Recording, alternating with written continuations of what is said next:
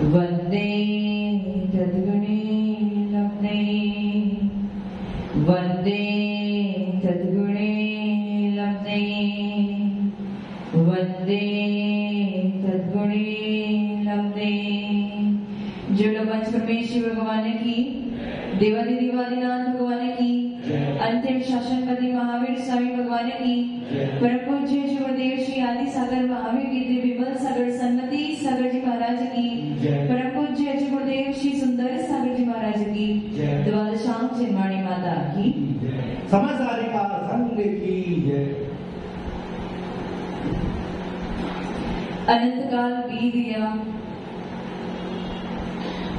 जीवों को देखते देखते जीवन बिता दिया उन्होंने वस्तुओं को एकत्रित करके, उन वस्तुओं के सार संभाल में, और जीवन के अंत में वो वस्तु उनसे छीन ली गई।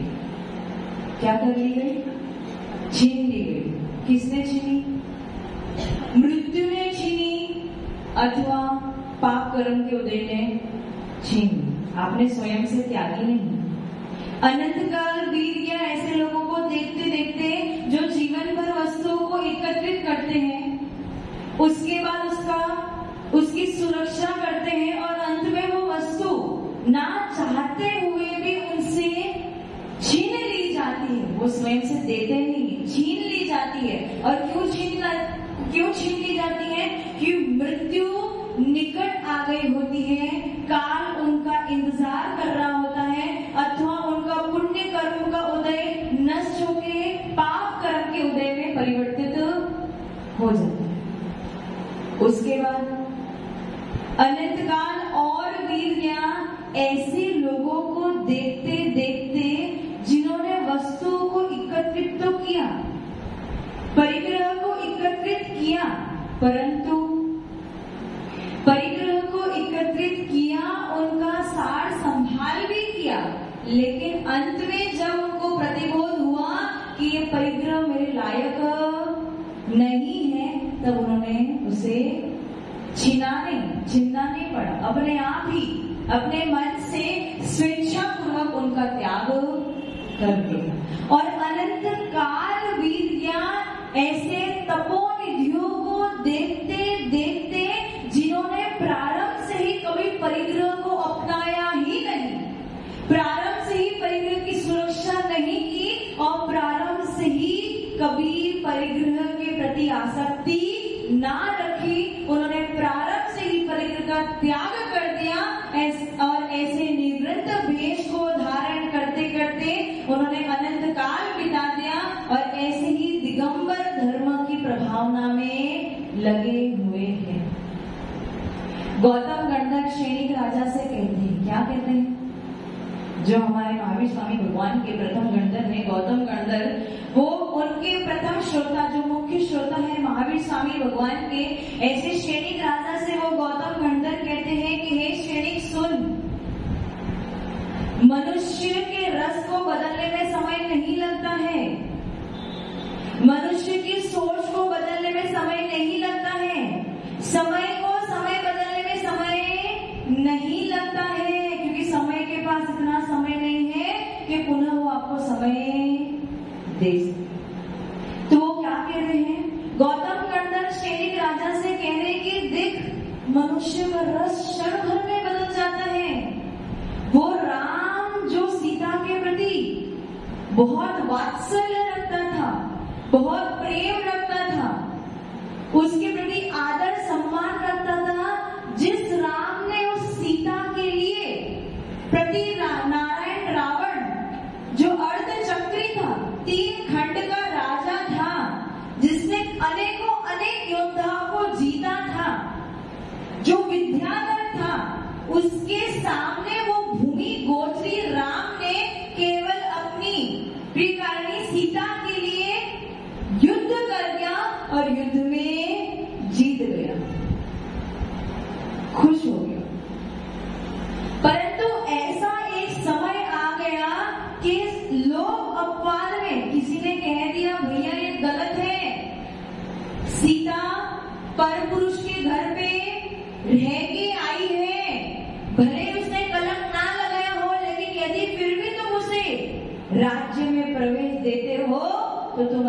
राज्य में कलंक अवश्य लगेगा।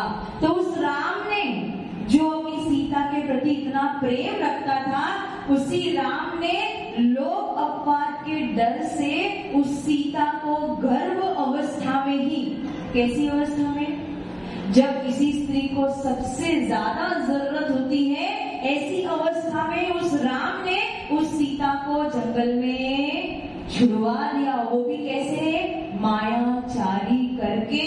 क्या बोल के भेजा था, जा सीता तू तीर्थ वंदना करके आ। सामंत को साथ में भेज दिया और तीर्थ वंदना करते करते उस सामंत ने उसको जंगल में अकेला छोड़ दिया। सीता का पाप कर्म का उदय, कुछ क्षण पहले पुण्य कर्म का उदय कि राम लक्ष्मण आदि बड़े बड़े योद्धा उसके लिए रावण से लड़ गए, और कुछ ही क्षण में ऐसा पाप कर्म का उदय आया कि वही राम उसे छोड़ने को तैयार हो गया। कुछ क्षण पहले वो राम अपनी पत्नी से प्रेम कर रहा था, और कुछ क्षण के बाद ही वो राम उससे द्वेष करना प्रारंभ करता है। ये है कर्मों की विचित्रता। समय बलवान है, समय को बदलने में देर नहीं लगती। लेकिन सीता भी सती थी, उसके मन में राम के प्रति द्वेष नहीं हुआ। कोई और होता तो कैसा पति है, जब मुझे सबसे ज्यादा जरूरत थी तब उसने मुझे छोड़ दिया। लेकिन फिर भी वो सीता सती थी, उसने समता को धारण किया, और समता को धारण करने के बाद मन में कहीं ना कहीं ये विचार कर रही थी कि मेरे कर्म का, राम और लक्ष्मण ने यदि मुझे उस रावण से बचाया है तो भी मेरे कर्म का उदय था, और आज राम ने मुझे अकेले छोड़ दिया है तो भी मेरे कर्म का ही।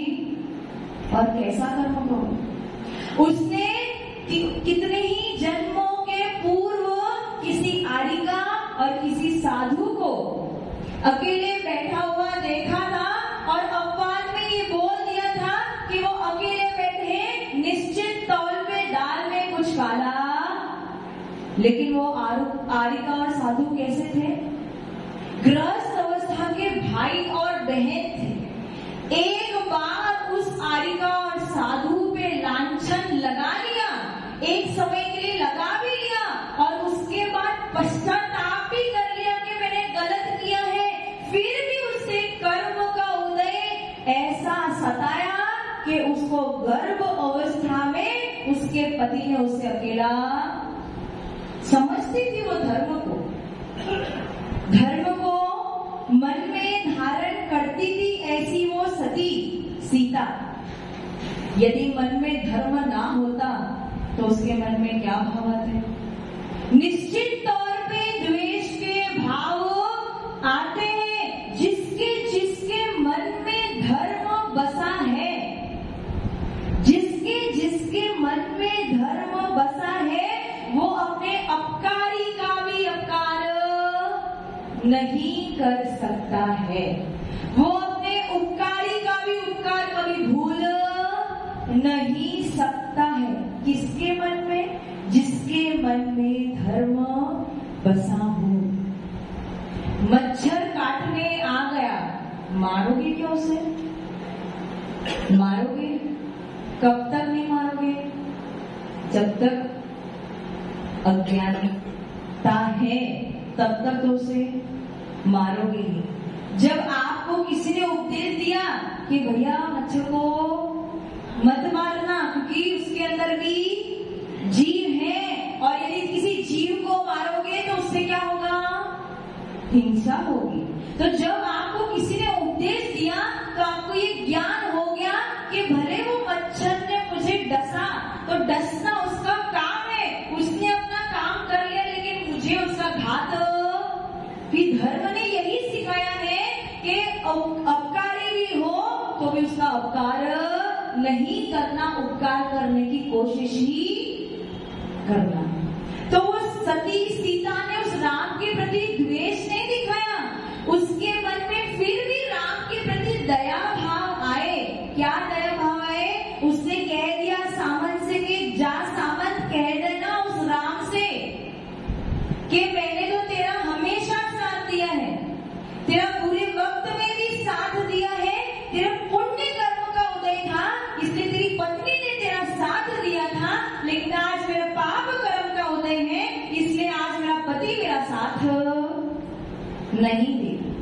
उसने कह दिया उस सामंत से कि जाके उस राम से कह देना कि लोक अपवाद में तूने मुझे तो छोड़ दिया, लेकिन कभी लोक अपवाद में धर्म को मत छोड़। कुछ भी हो जाए, जान भी चली जाए, सूली पे भी चढ़ जाना, लेकिन अपने धर्म को कभी भी, कि जब तक धर्म मन में है तब तक दुश्मन में भी मित्र नजर, शत्रु में भी आत्मा नजर, शत्रु में भी भगवान नजर आएगा।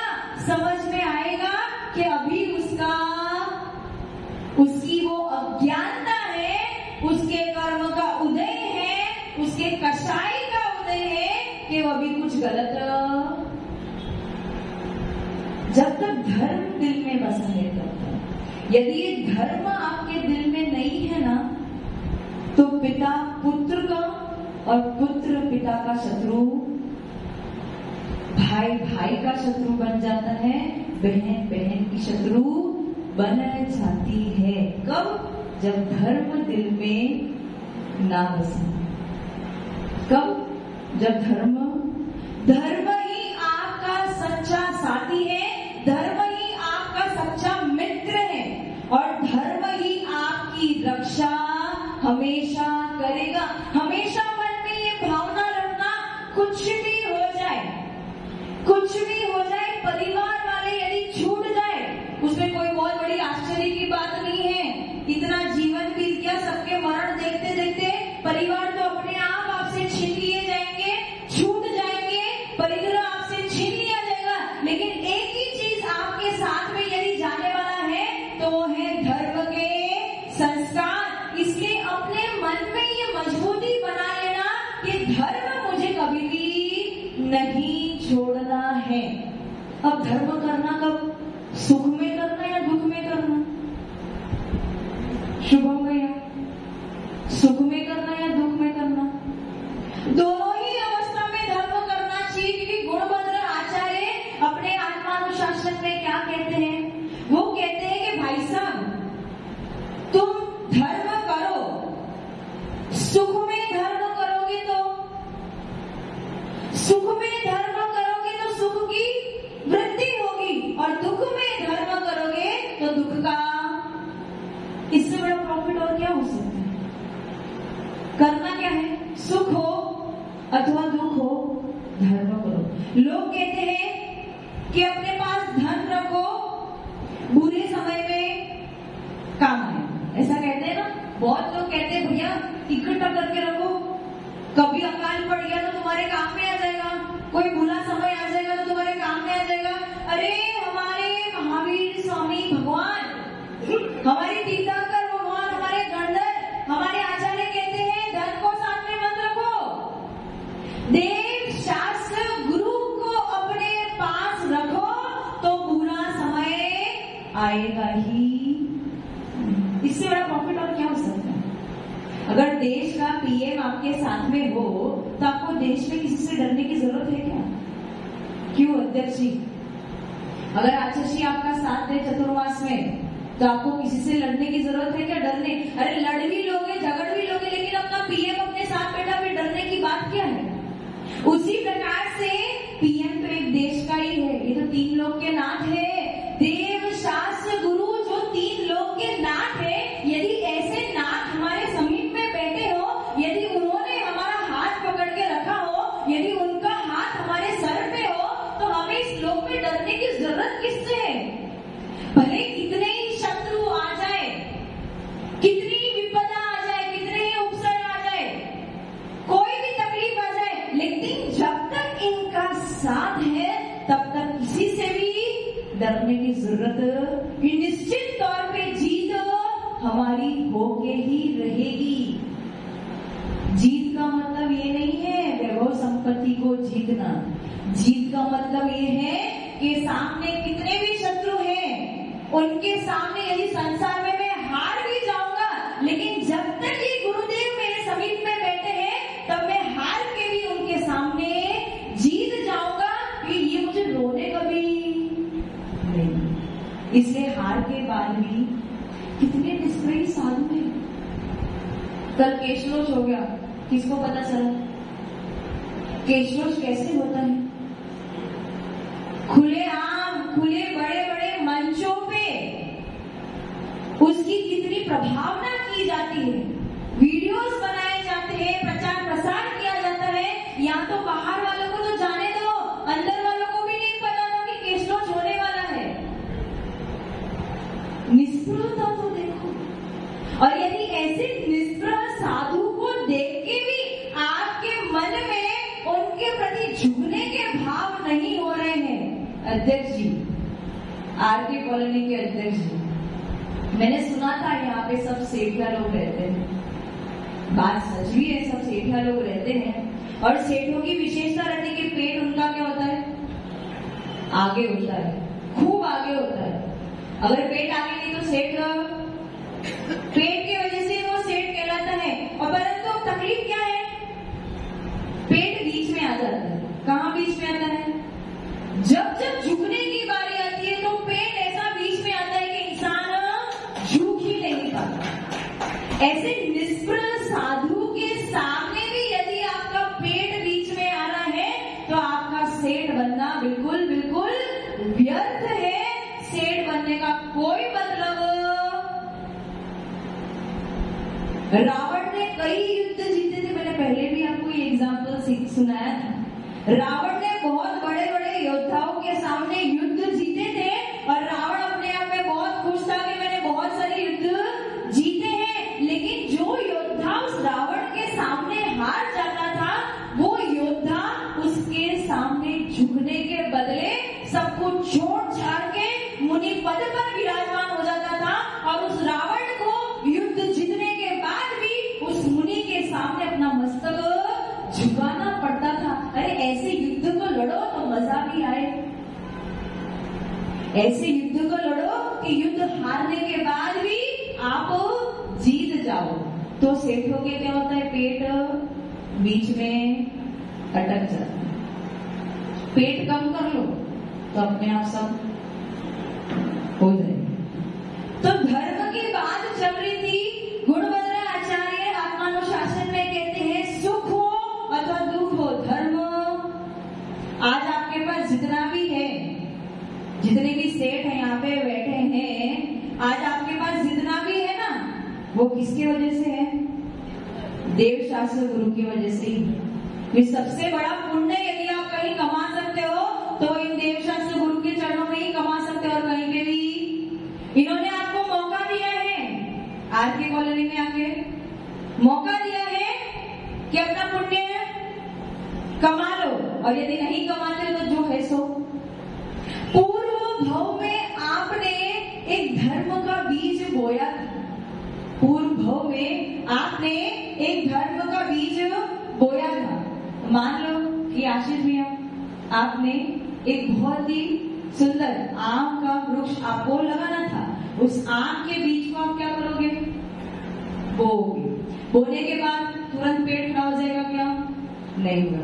धीरे धीरे उसमें जल सिंचन करोगे, आदि आदि काम करते करते जैसे जैसे जैसे समय बीतता जाएगा, उस समय आपका लक्ष्य क्या होगा? कंसंट्रेशन आपका केवल उसी में होगा कि कब वो पेड़ बन जाए। उसके लिए आप सारी मेहनत कर दोगे और उतनी मेहनत करने के बाद जब वो पेड़ खड़ा हो जाता है तो आप क्या करोगे आशीष भी? आम का फल को देख के खुश होगे कि कितना सुंदर आम का फल लगा है। उसको देख के खुशी किस बात की? कि पूर्व में मेहनत, पसीना, समय बदलने से जिंदगी, समय बदलने से जिंदगी, जिंदगी को बदलने के लिए मेहनत करनी पड़ती। इसने मेहनत करी थी तो उसका फल मिला तो खुशी तो, और उस खुशी खुशी में इतने बह गए कि उस आम का फल खाना प्रारंभ, खूब मीठा स्वाद आ रहा था, उसके स्वाद में मग्न हुए जा रहे थे। और फिर मन में ऐसा लोभ उठा कि अगर मेरे को खाने में इतना स्वादिष्ट लग रहा है तो यदि इसको बाजार में बेचूंगा तो खूब पैसे। तब मन कहाँ लग गया? पैसे बेचने में। अब बस क्या पैसा, आम पैसा, पर वो पेड़ और भूल गए उसका स्वाद लेते लेते, पैसे कमाते कमाते भूल गए कि उस पेड़ को पानी भी डालना पड़ेगा। अगर पानी नहीं डालूंगा तो पेड़ और फिर वो आम भी गायब और पैसे भी। उसी प्रकार से आपने कहीं ना कहीं पूर्व जन्म में धर्म का बीज बोया था, उसका सिंचन किया था। होता क्या है, भगवान की याद कब आती है? मेरे दुख के समय में वो बड़े काम। बस दुख के समय में हमें भगवान की याद आती है। दुख के समय में हम ऐसा प्रिटेंड करते हैं कि हम बहुत अच्छे व्यक्ति हैं, हम बहुत धर्म करते हैं, अपना पूरा लक्ष्य, पूरा कंसंट्रेशन दुख के समय में भगवान के चरणों में, देवशास्त्र गुरु के चरणों में लगा लेते हो। और जैसे ही उनके चरणों में लगाते हो, समय बदलना प्रारंभ होता है, पेड़ उगना प्रारंभ होता है, पौधा जो है वो पेड़ का रूप लेना प्रारंभ कर देता है। और जैसे ही उसके फल दिखना आपको प्रारंभ हो जाते हैं, तो वो पेड़ आपकी नजर से हट जाता है, देवशास्त्र गुरु आपकी नजर से हट जाते हैं, और आपको केवल और केवल आपकी धन संपत्ति, परिवार, खुशी, आनंद यही नजर में आता है। उपकारी का उपकार ही, और जब जब उपकारी का उपकार भूलोगे, पाप का आश्रय तो निश्चित होगा ही होगा। आचार्य भगवान कहते हैं, अभिषेक करना धर्म नहीं है, पूजा करना धर्म नहीं है, दान देना धर्म नहीं है, उसे धर्म मत समझो। और ऐसा भी मत समझो कि विषय भोग अगर अपना लेंगे, खूब परिग्रह इकट्ठा कर लिया तो आप अधर्म के मार्ग पे आगे बढ़ रहे हो, पाप कर्म के मार्ग पे। ऐसा भी नहीं है, सर्वथा ऐसा नहीं है। परिग्रह इकट्ठा करना, परिवार का पालन पोषण करना, धन कमाना पाप नहीं है। आप सोच रहे होंगे माता जी कौन से विरुद्ध प्रवचन कर रही है। आज तक तो हमने यही सुना है कि धन कमाना, परिवार का पालन पोषण करना, परिग्रह इकट्ठा करना, ये सब पाप है। लेकिन ये पाप नहीं है। और मैं ऐसा नहीं कह रही हूँ, गुणभद्र आचार्य अपने आत्मानुशासन में स्वयं ऐसा कह रहे हैं, कोई बात नहीं। आज तुझे जो फल मिला है ना, तेरी मेहनत का मिला है। अध्यक्ष जी, पूर्व जन्म में आपने जो मेहनत किया है, इसीलिए आलीशान बंगला आज खड़ा। बंगला तो है ना, साधु का आहार नहीं हो वो अलग बात है, लेकिन बंगला तो है। आलीशान बंगला खड़ा है, बच्चे भी अच्छे हैं, ध्यान भी रख रहे हैं, परिवार भी अच्छा है। आपका ध्यान नहीं रख रहे, उनका तो ध्यान रख रहे हैं ना। परिवार भी अच्छा है, बच्चे भी अच्छा है, परिग्रह भी अच्छा है, धन भी अच्छा है, शौहरत भी अच्छी है, सब कुछ अच्छा है। भैया सब कुछ अच्छा होगा ही, आपने मेहनत जो की है, आपने पूर्व जन्म में मेहनत की, उनका फल तो मिलेगा ही मिलेगा। लेकिन वो धर्म का फल आपको मिला, कोई बात नहीं। लेकिन उस फल को भोगते भोगते इतनी अत्यासक्ति मत कर दो कि आपको धर्म छोड़ देना पड़े। बैलेंस बना के चलो जीवन में। एक पलड़े में ही पैर रख दोगे तो नीचे, बैलेंस बना के चलो। कभी ये भी, कभी वो भी, कभी और कुछ भी, सब कुछ एक साथ में लेके चलोगे तो अच्छे से बहुत आगे तक जाओगे। और यदि अकेले अकेले चलोगे तो एक ही स्थान पे, एक ही रास्ते पे चलोगे तो कहीं पे भी पहुंचे। इसलिए परिवार की सार संभाल करना, धन संचय करना, ये अधर्म नहीं है, पाप नहीं है। लेकिन उसमें इतना घुस जाना, इतने आसक्ति पूर्वक घुस जाना कि धर्म को, देवशास्त्र गुरु को, अपने उपकारियों को भूल जाना, और उसको धन को एकत्रित करने में हिंसा भी किए जा रहे हो, झूठ भी बोले जा रहे हो, मायाचारी भी किए जा रहे हो, चोरी भी कर रहे हो, कुशील का सेवन भी कर रहे हो, और बस उसी में अपना जीवन लगा लिया, तो फिर ये अधर्म हो जाएगा। फल खाना तो मेरा हक बनता है, मेहनत की है। राकेश जी, चतुर्मास का नारियल चढ़ाया है, तो देखो सबसे ज्यादा मेहनत किसकी होगी?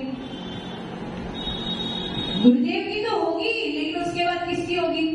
आगे लीडरशिप किसकी होगी?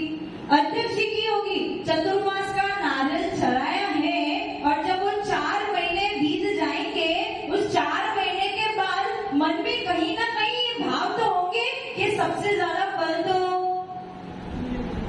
लेकिन उस फल को भोगने में मान कषाय, धर्म को करते करते अधर्म पे, धर्म वही होता है जो अधर्म नहीं सिखाता है, सुख वही होता है जो दुख नहीं लाता है। इसलिए इस बात को समझो कि हम ये नहीं कह रहे हैं कि संसार बसाना पाप है। संसार बसाओ, लेकिन संसार को बसाते बसाते साथ में धर्म भी करो। कि जो पिछले में आपने धर्म किया था, उसका फल ही आज आप भुगत रहे हो, और जो आज आप धर्म करोगे वही अगले जन्म में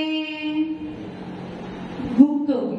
नहीं तो इसी धर्म में, इसी जन्म में जेब, और जिसकी जेब खाली होती है ना, उसके लिए जीवन में चलना बहुत भारी होता है। ये तो सबको पता है ना, सब सेठों को पता होगा। राकेश जी, पेट आगे आ रहा है। हाँ पंचोली जी, सर के सारे बाल उड़ गए, शत्रुओं के पीछे लगते लगते। मान भी रहे हो पत्नी शत्रु है, फिर भी साथ नहीं छूटना। तो धर्म करो, और धर्म करने के साथ में संसार बसाओ, तो कोई तकलीफ नहीं है। हम ये नहीं कह रहे हैं तुम पूरे दिन अभिषेक, पूजा पाठ, दान आदि करते, नहीं कह रहे हैं। तुम एक समय के लिए, 2 समय के लिए, 3 समय के लिए, आचार्य भगवान रविशेन आचार्य पद्म पुराण में कहते हैं, यदि एक बार भी तेरे मन में भाव आ गया कि मुझे भगवान के दर्शन करने, अगर हम किसी को नियम देते ना कि रोज मंदिर के दर्शन करने जाओ, वो तो नहीं पाएगा। आचार्य रविशेन भगवान पद्म पुराण में क्या कहते हैं? यदि मन में एक बार भी भाव आ गया कि भगवान के दर्शन करने, धीरेन भैया जी, मंदिर के दर्शन रोज नहीं हो पाते, अभिषेक की क्रिया रोज नहीं हो रही है। हमें पता है, हम सागवाड़ा रह गया है 5 महीने, आपके उधर का पानी पी के आए, नहीं हो पा रही। तो पद्म पुराण में आचार्य भगवान क्या कह रहे हैं? यदि मन में तेरे एक बार भी भाव आ गया ना कि भगवान के दर्शन करने हैं, तो तुझे कितना उपवास का फल मिल गया? 2 उपवास। यदि तूने उद्यम कर लिया तो तुझे 4 उपवास का फल मिल गया।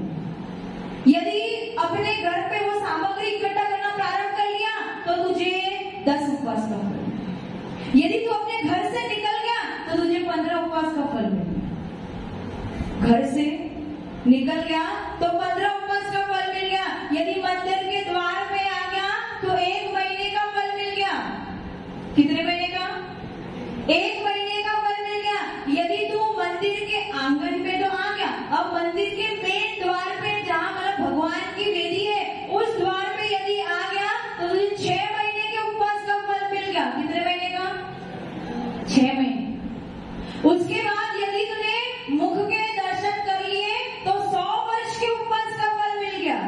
मैं नहीं कह रही हूँ, मेरी बात पे विश्वास मत करना, आचार्य भगवान कह रहे 100 वर्ष का उपवास का फल मिल गया।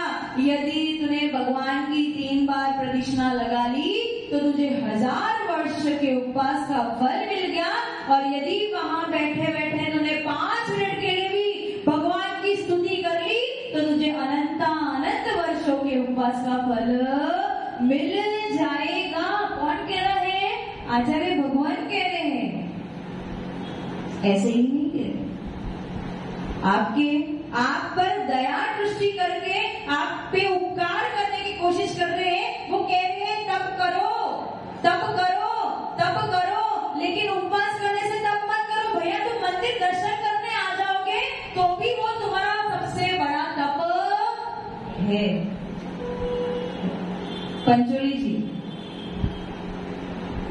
बेटे को वसीयत में प्रॉपर्टी, वसीयत में प्रॉपर्टी, धन, संपत्ति, पगड़ी पहना के जाओगे।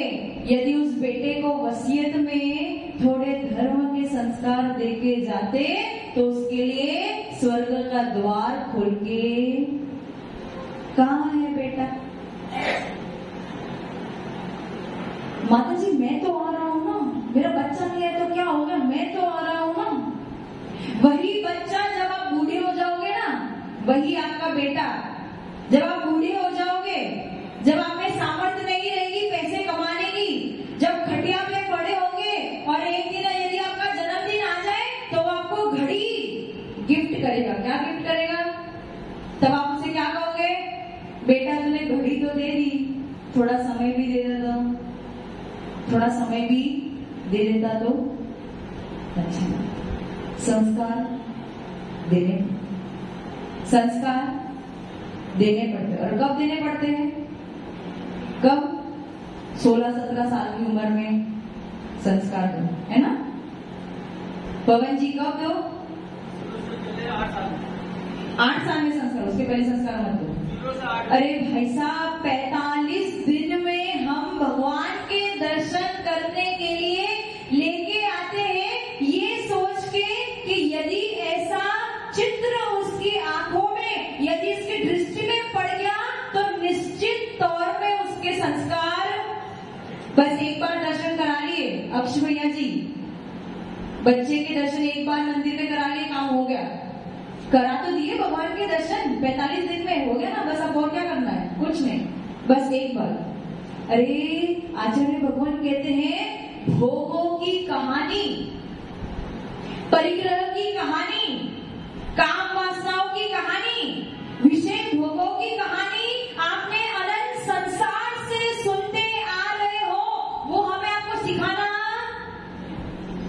बच्चे को मोबाइल चलाना सिखाना नहीं पड़ता है, बच्चे को खाना खाना सिखाना,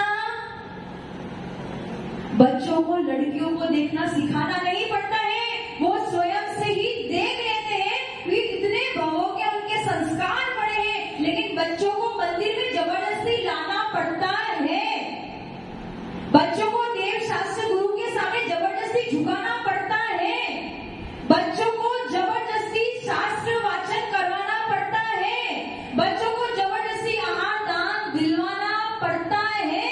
धीरे धीरे धीरे उस पत्थर पे जितने चोट लगाते जाओगे, एक दिन ऐसा आएगा कि वो पत्थर भी टूट जाएगा।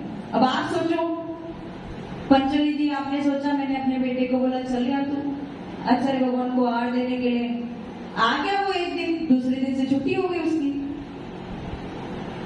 छुट्टी हो गई ना। एक दिन, अरे मैंने बोला तो था माता जी, एक दिन वो आया था, दूसरे दिन से आना, मैं क्या करूं, कितना बोलूं? उसमें तो नहीं बोल सकते। यदि अपने बच्चे को प्रारंभ से ही मंदिर के देव शास्त्र गुरु के संस्कार दिए होते तो टीन एज,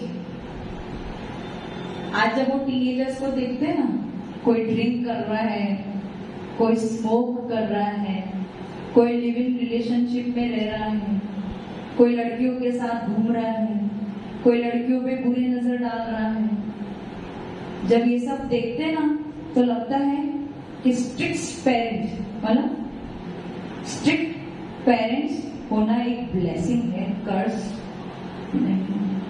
अगर तुम प्रारंभ से ही स्ट्रिक्ट रहते ना, उनको अनुशासन में रखते, तो ऐसे दिन आपको देखने नहीं। और इतना याद रखना कि चिंतामणि रतन के सामने जाओगे तो मन में विचार करने पर मिलेगा, कल्प वृक्ष के सामने जाओगे तो मांगने पर मिलेगा, लेकिन देव शास्त्र गुरु के चरणों में जाओगे तो बिना सोचे, बिना समझे, बिना मांगे सब कुछ आपको मिल जाएगा। पर विश्वास तो करना पड़ेगा। समझ में आ रहा है ना? समझ में आ रहा है ना? समय ज्यादा हो रहा है, इसलिए अच्छा तो लग रहा है, लेकिन इसीलिए धर्म का साथ कभी भी मत छोड़ना। अंतिम बात कहूंगी, अभी पक्का तो नहीं है लेकिन हो सकता है, पक्का तो नहीं है लेकिन हो सकता है कि वागड़ में निकलने के बाद, हो सकता है, पक्का नहीं है, पक्का तो अच्छी बताएंगे आपको, लेकिन हो सकता है वागड़ में निकलने के बाद हमारा प्रथम मंगलाचार रूप चतुर्मास हाउसिंग बोर्ड में हो सकता है, कुछ पक्का नहीं है, हो सकता है। और किनको देख के, किनको देख के, किनको देख के? उस हाउसिंग बोर्ड के बच्चों को देख के, उनके संस्कार को देख के कि आज हमें 20 दिन हो गए उस हाउसिंग बोर्ड को छोड़े हुए। आज दिन तक वो दिन में कितनी बार भी बुला लो, कितनी भी गर्मी हो, कितनी भी लू चल रही हो, कितनी भी प्यास लग रही हो, लेकिन उनके लिए सर्वप्रथम यदि कोई है तो देव शास्त्र गुरु है। ऐसे बच्चों को और उनके माँ बाप को देख के दिल में खुशी होती है कि यही लोग हैं जो आगे जाके धर्म का प्रचार प्रसार करेंगे। इनके हाथ में यदि धर्म की डोर ली जाएगी तो हमें निश्चित तौर पे विश्वास है महावीर स्वामी भगवान का नाम रोशन करेंगे। इसलिए कोशिश करो कि अपने बच्चे भी ऐसे ही देव शास्त्र गुरु की सेवा करें ताकि उनके लिए भी स्वर्ग का द्वार खुल जाए, ताकि आप भी अपना मित्र बना उनकी तरफ निभा पाओ। जय बोलो परम पूज्य गुरुदेव श्री सुंदर संग जी महाराज की।